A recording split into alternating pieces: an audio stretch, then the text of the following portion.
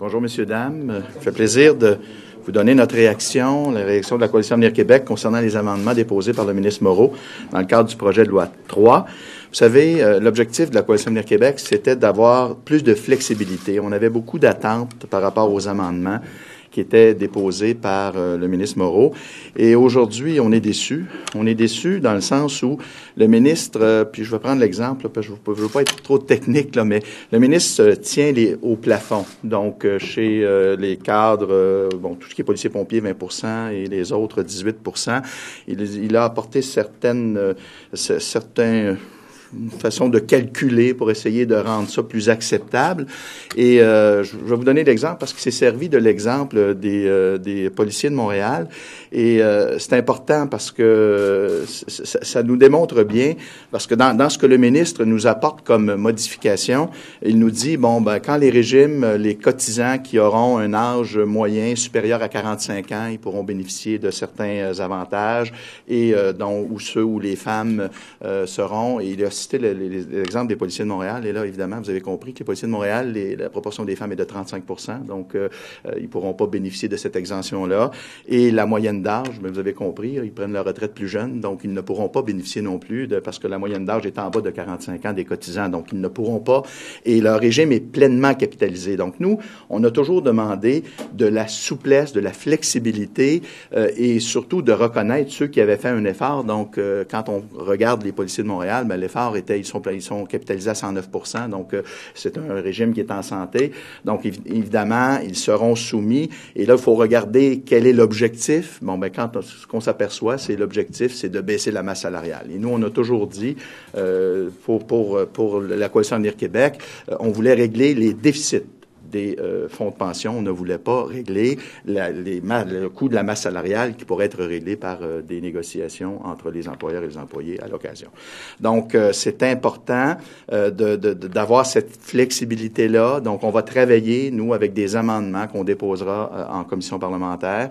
Évidemment, vous allez nous laisser le temps d'analyser, d'examiner tout ce qui nous a été déposé aujourd'hui, mais on déposera des amendements pour essayer de rendre ça plus flexible, de façon à ce que les régimes où il y a véritablement eu de l'effort, ceux qui sont capitalisés, évidemment, aient pas le même effort à faire que ceux qui sont en plus grande difficulté financière. Donc, c'est un peu ce qu'on... On comprend que ça passe pas pour vous. Écoutez, ça passe pas. C'est-à-dire que l'atteinte de la flexibilité, vous savez, on était et on est toujours en faveur d'un projet de loi pour régler les déficits actuariels des fonds de pension. Il faut régler ça une fois pour toutes.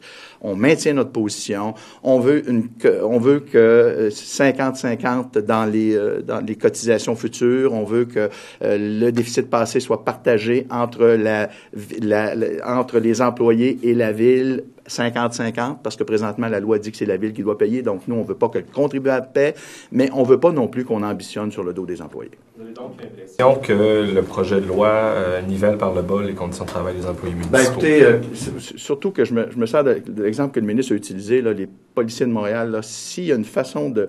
C'est très complexe, ce projet de loi-là, et on peut l'utiliser de toutes les façons, et aujourd'hui, le ministre l'a utilisé d'une mauvaise façon. Aller se servir de l'exemple des policiers de Montréal pour donner l'exemple des assouplissements qu'il a fait, c'est pas un bon exemple. Il n'y a pas d'assouplissement pour les policiers de Montréal. C'est un choix, là.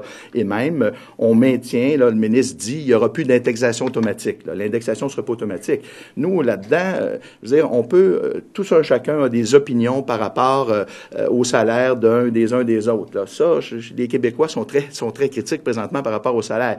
Mais il reste quand même que dans une rémunération globale, les policiers du Québec sont, quand on regarde, le salaire net à la fin de la semaine, ce sont parmi les moins bien payés du reste du Canada. Donc, quand on rajoute des fonds de pension, là, ils montent dans la moyenne canadienne. Donc, il faut faire attention aussi à cette situation-là. Nous, on souhaite comme parti politique que tous les Québécois améliorent leur situation financière. Donc, on ne veut pas nécessairement se servir d'un projet de loi pour baisser le salaire, juste pour baisser le salaire. On veut régler le problème des fonds de pension. Ça, on est dedans. Et ça, là-dessus, on va suivre le gouvernement. On veut régler une fois pour toutes le problème des déficits actuariels des fonds de pension.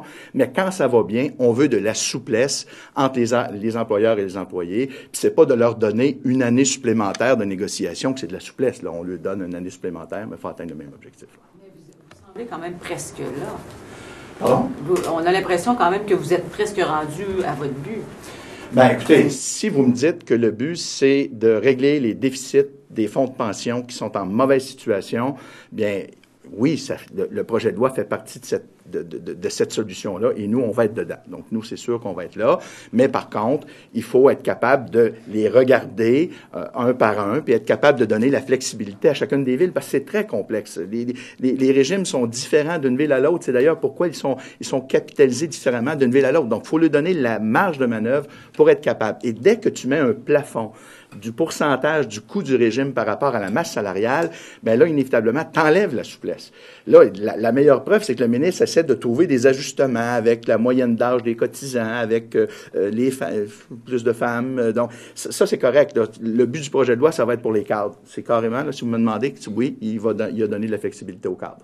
Mais au reste, là, parce que les cadres, traditionnellement, la moyenne d'âge est plus élevée et puis il y a plus de femmes dans ce secteur-là. Donc, oui, ça fait ça. Mais dans les autres régimes, c'est faux de penser que, en tout cas, l'exemple qu'a donné des policiers, c'est pas un bon exemple. Il avait utilisé aussi les cadres de Gatineau, c'est correct, là, mais les policiers, c'est pas un bon exemple. Dans la mesure où le projet de loi, avec les amendements qui nous sont présentés aujourd'hui, règle la question des déficits passés, vous devez fort probablement préférer cette version-là que celle qui avait été amenée par le gouvernement péquiste au printemps?